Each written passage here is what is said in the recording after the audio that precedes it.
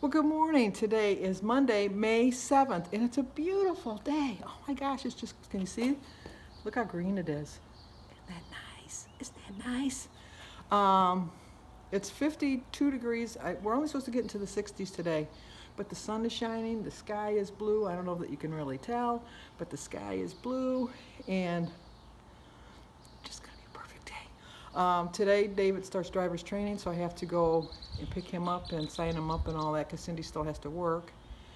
And stay on track. I have some laundry to do today. But I'm really looking forward to this walk. I'm pumped. I really am. Today is the anniversary of my mother and my father's wedding. They got married on May 7th, 1946. My father passed in December of 1983. My mother passed March 2008. My brother passed October 2011, and then my sister passed March 2015. Okay, this is what I believe. I believe that when you have a loved one die, obviously they go to heaven. But because I really think that all people go to heaven. I mean, you got to be really, really bad to go to hell. I think that as long as you're forgiving and you're sorry, I think you go to heaven. But anyway, that's neither here nor there. That's what I believe, not what everybody else believes. But I also believe that God assigns you an angel, and those are your angels. So every time someone passes, you just have to think that you have a special angel in heaven. Now, I know I'm going to lose people here, but I know it's a weight loss channel, but this is my beliefs, and this is part of my beliefs that gets me through my everyday life. I believe that the day you're born, God assigns a special guardian angel to watch over you your whole life. And that angel goes with you everywhere you want to go. My angel's really tired sometimes, I'll tell you. But sometimes when you have a loved one pass, they tag team your guardian angel. So your guardian angel can have a little bit of a rest, you know, like a respite. They need it every once in a while, mine especially. But I really do believe that we all have suffering on earth, and we have really sad times and we really struggle. April was my struggle month. In my heart of hearts, I believe that God told my guardian angel, you know what, you need to go get June and Ed, which are my parents, and Sue and Pat, and tell them I need them. Tell them I need them over here. Get them away from Sandy. Get them just for a little bit. And you need to go back and take care of Sandy. So then that way your loved ones in heaven can't see how much you're struggling and how much trouble you're having here on earth. They're getting distracted. God's got another plan for them now, those couple days that you're struggling. And your guardian angel's working overtime. And she's looking to see, when are they coming back? When are they coming back? And then sooner or later, they come back. God always lets them see the joy in your life. All the time he sees the joy in your life. Sometimes he'll see that you need them for some struggles, and he'll leave them there. But when he thinks that the struggles are just a little bit too much for them to bear, he pulls them away. I know that's like an odd thought. I know that's like a childlike thought. But that's my thought. Because when I have a loved one pass, like when my father passed, you know, my grandmother was watching over me. But then when my mother passed, my father was watching over me. And then when the sadness got too much, that's when my guardian angel took over. So I really do think that they're with you when you need them, when you're struggling. But when it gets too much, just too much for them to see you so sad, that's when your angel takes over. That being said, I also am a firm believer in cardinals. I really do believe those are your loved ones coming back to see you. And I think that all winter, my mom and my dad and Pat and Sue at different times were coming to visit me because I always had cardinals coming to my feeder during the winter. And it was just so nice to see. I had male and female cardinals, so I know that it was both of them. And I just think that they took turns tag teaming too. And they came to visit me.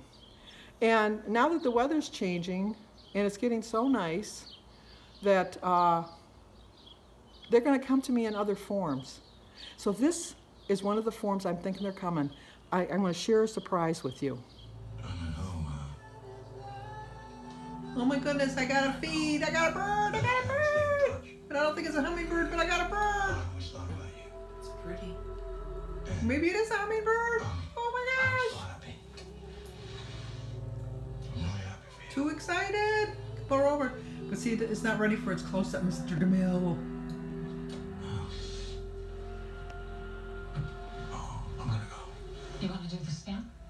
Huh? Well, we gotta be on that side. Come over here on this side. The night for tomorrow, and when you were a little boy, you used to love to do that for me.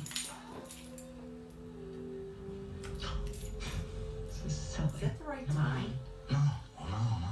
Be quiet. You don't want to scare my bird. Yeah. I'll go out there and turn it. No, then they'll fly away. It won't come out. I think it is. I really think, because look at the little wings flapping. Yeah, but I thought they're always flapping and really, really fast. Well, maybe when they're eating they don't. I don't know. It seems awful big to be one, though. I don't think that was a hummingbird. Wishing and hoping and thinking and praying, dreaming and planning for the hummingbirds to come. And yes, they did come. They came yesterday. I know you couldn't really see it too well, but you could see his little wings going like that. It was just, oh, those are my parents. Those are my angels. They came back in the form of a hummingbird. I know it. I know it in my heart of hearts that they thought, Sandy needs a hummingbird right about now. And when I was sitting in the chair, my daughter-in-law Cindy was over, and I thought, oh my gosh. It was like waking up on Christmas morning when I was 4 years old and my tiny tears doll was under the tree. Santa really did know. He really did hear me. He did listen to all my letters and knew that I wanted that tiny tears doll. And he brought it. And then at Easter, the Easter bunny knew that I wanted a solid chocolate bunny. And he brought me a solid chocolate bunny. And my guardian angels in heaven knew I needed a hummingbird. He sent me hummingbird. Oh, I was just ecstatic. I ran around the house. I was showing everybody that wasn't in the room. Jen was in the other room. I said, look at my hummingbird. I went over to Denise's house. Look at my hummingbird. I texted Christy, here's my hummingbird. I just, that was the scout. I know it. I know in my heart of hearts. So this morning, I think that my two hummingbird feeders are a little too close together. So I climbed up on a ladder. It was scary because I had to get up kind of high and I have to put it on an uneven surface. And I'm sure my neighbors are thinking, what is that old woman doing? She's gonna fall. And it was just like, that much short to putting it on the branch I wanted. And I didn't want to go up another rung of the ladder. Used the noggin. Went in and got some channel locks, clipped onto the end of the hook, and then I had the extra little distance to hook it up. So now my hummingbird feeders are probably, I think they're about 24 inches apart, because I heard that you're not supposed to have them too close together. And I have nesting in the tree that they can build a nest. I cleaned out their bird feeder, not the bird bath, and I put some fresh water in there. My tree that I have where it's hanging is a blossom tree, so the blossoms will give them their nectar if they don't want to just eat from the mix that I made. And my flowers that I put a bee balm plant in last year, and it's starting to come up. And I put another one that was hummingbird friendly in. I forget what the name of it is, but I put that in there. And that's got a little bit of green coming out of the ground. It's like, yes, Sandy, there really are hummingbirds. It's like, yes, Virginia, there really is a Santa Claus. But yes, Sandy, there really are hummingbirds in Michigan, in New Baltimore, Michigan. They do come. Oh, I know, I'm like a small child. I know it, but I absolutely, I'm just so ecstatic. And you will not convince me that that's not my loved ones in heaven coming down in another form to take care of me. Because I was kind of a little low yesterday for some reason. I don't know why. I kind of was thinking that it was just the luck of the draw that I lost so well. But then I looked at my journal and I thought, no, you really were good. You ate a lot more vegetables than you normally do. You didn't eat a lot in between. You didn't go out to eat, other than yesterday I did. But I split the meal. I had half at lunch and half at dinner. And I don't know, it's a beautiful day in the neighborhood. I know. I shouldn't be so happy, but I'm happy. I know, it's sickening. It's just sickening.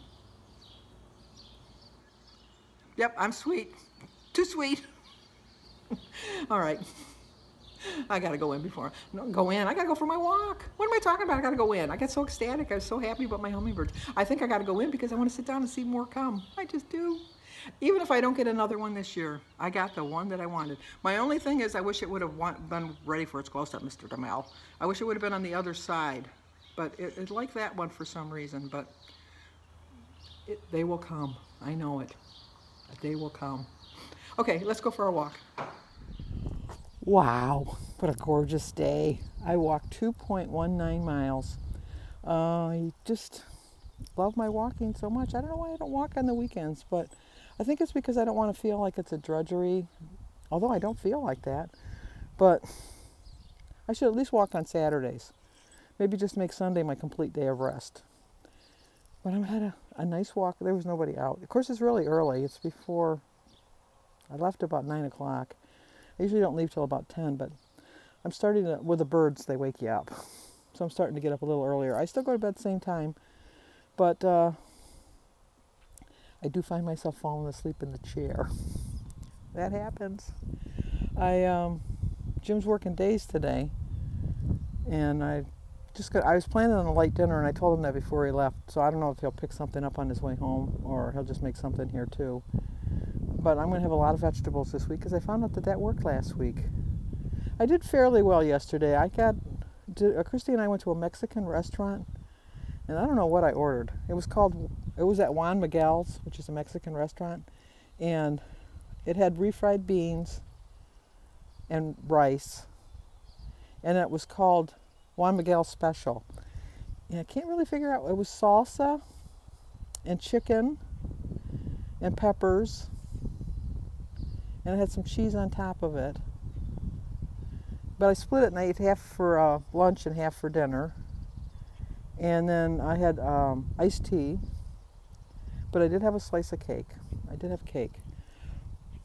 I'm not worried about it. It's just a slice of cake. You know, I drank a lot of water yesterday. And yesterday was a First Communion Mass. I forgot to tell you that. That's why there were so many people. But they had extra people. Catholics get communion every Sunday, so they had extra communion posts, or whatever you want to call them, with people giving out communion. So that went pretty quickly. Obviously, the kids went to the priest, and then we just went to the lay ministers. But it was a nice day. I think the Mass was really only maybe 5 minutes longer than it normally was. Not a big deal. And I got to sit in my same general area. My seat was taken, but I got to sit in the same general area around my peeps. All my peeps, we all were displaced, but we still sat in the same area. Okay, I'm going to go in, drink some water. David starts driver's training today, but I have to go over there to sign him up because Cindy's working, give him the check, sign the consent forms, all that good stuff. And then I have Kylie. How rude, somebody trying to call me 800 scam number. But I have Josh and Kylie tonight because Denise and Gary are going to the Tulip Festival in Holland, Michigan.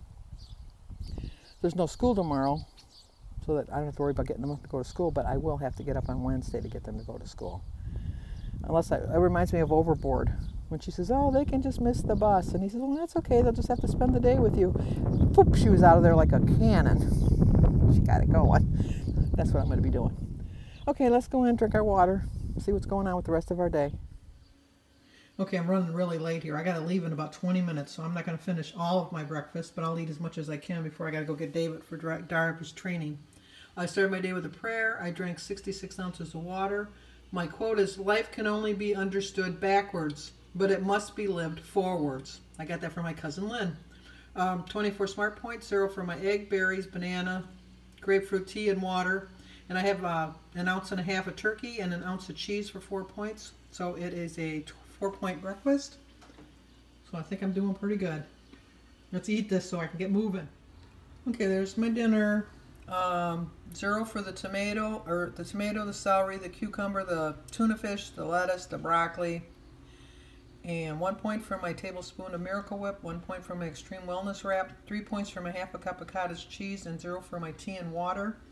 Earlier I didn't show you because I wasn't home, but I took a bag of nuts and 16 turkey pepperonis for 8 points for a snack. So that's my dinner. Well, they only have enough time to say, see you in the morning.